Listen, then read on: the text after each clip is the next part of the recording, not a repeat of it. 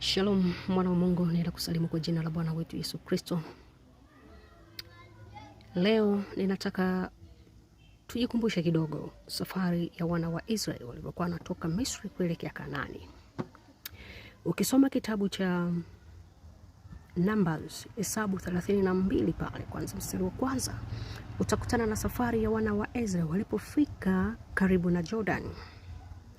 Tunaambiwa lile eneo lilikuwa ni zuri sana, lafaa kwa malisho ya mifugo ya wana wa Israeli.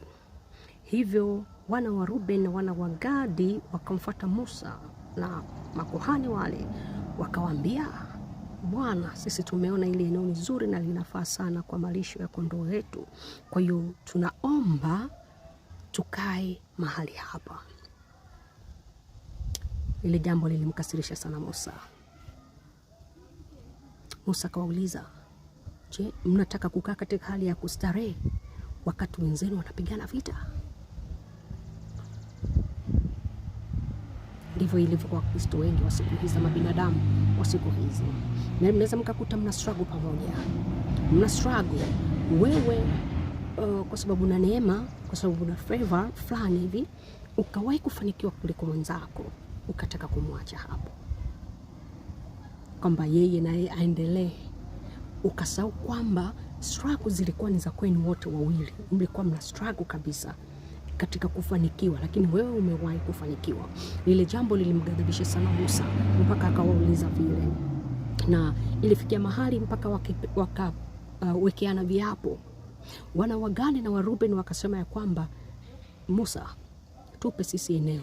Watakaobaki hapa watabaki wake zetu na watoto pamoja na mifugo yetu, lakini sisi tutashika silaha kuelekea kuvuka mto Jordan.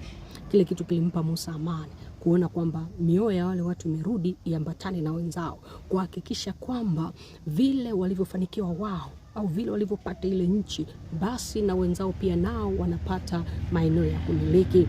Na tunaona hata baada ya kifo kile cha Musa, baada ya Joshua kuchukua usukani, aliwakumbusha tena, na wale wana wa Gadi na wana wa Ruben wakawa wameshika silaha kuhakikisha ya kwamba wenzao nao wanafanikiwa. My point is that make sure that unapofanikiwa ulikuwa na mtu, hakikisha kwamba unambeba mwenzako ili pia naye aweze kufanikiwa kama vile ulivyofanikiwa, especially pale mnapokuwa mna struggle pamoja. Ni hilo, na Mungu awabariki.